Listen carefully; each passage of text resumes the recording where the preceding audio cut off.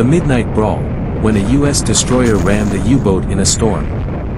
What would you do if you were trapped in a metal box, in the middle of a dark, stormy ocean, and you knew an enemy was hunting you?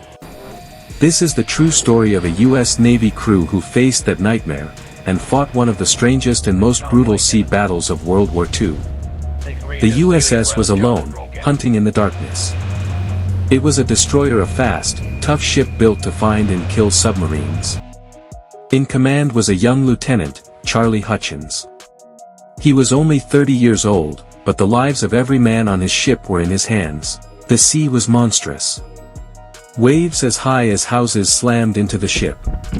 The wind and rain made it impossible to see anything. But they had one advantage: radar. Suddenly, a voice crackled over the ship's intercom. "Captain, we have a contact. 8,000 yards away."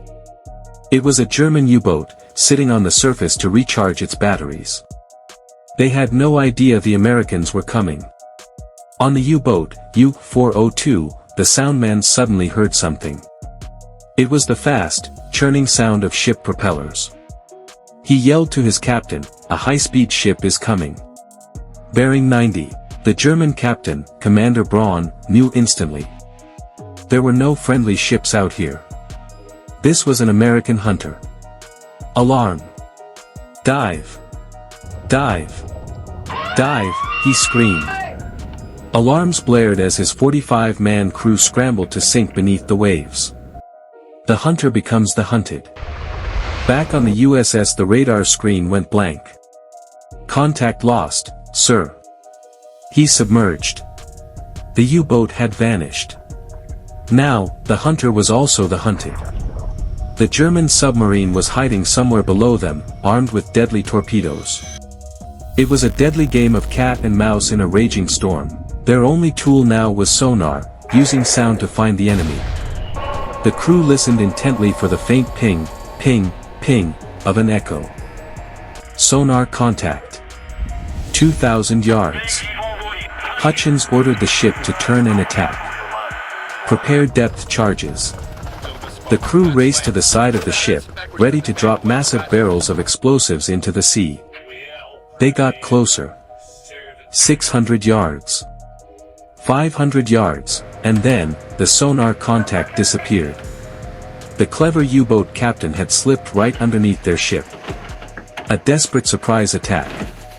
The depth charges exploded harmlessly behind them. But the shock waves were enough. Down below, the U-boat's front section began to leak. With water pressure crushing the hull, the German captain had only one choice: surface. Man the guns. We fight them on the surface. The USS had just sailed past when the massive U-boat exploded out of the ocean right behind them, like a metal whale. She surfaced. Right behind us. Turn on the lights. Hutchins ordered. Powerful searchlights flashed on, lighting up the German submarine. Dozens of enemy sailors were pouring out of hatches, scrambling to their deck guns. Within seconds, the night erupted with fire. German shells slammed into the American ship. The Americans returned fire with everything they had: machine guns, cannons, and rifles. It was a point-blank gunfight in the middle of a stormy ocean. The Unthinkable Order. The American guns were accurate, wiping out the German gun crews. But Hutchins knew gunfire wouldn't be enough to sink the tough U-boat. He had to end this, now. He made a decision no captain ever wants to make. He grabbed the intercom. "All hands, brace for impact." The helmsman aimed the ship directly at the side of the U-boat. The USS charged forward at full speed and crashed into the enemy sub. The sound of tearing metal was horrible. The bow of the American ship was crushed, and water began pouring in. But the battle wasn't over. It was about to get even weirder. A Wild West fight on the high seas. With the two ships locked together, German sailors began climbing onto the deck. The Americans rushed to fight them off.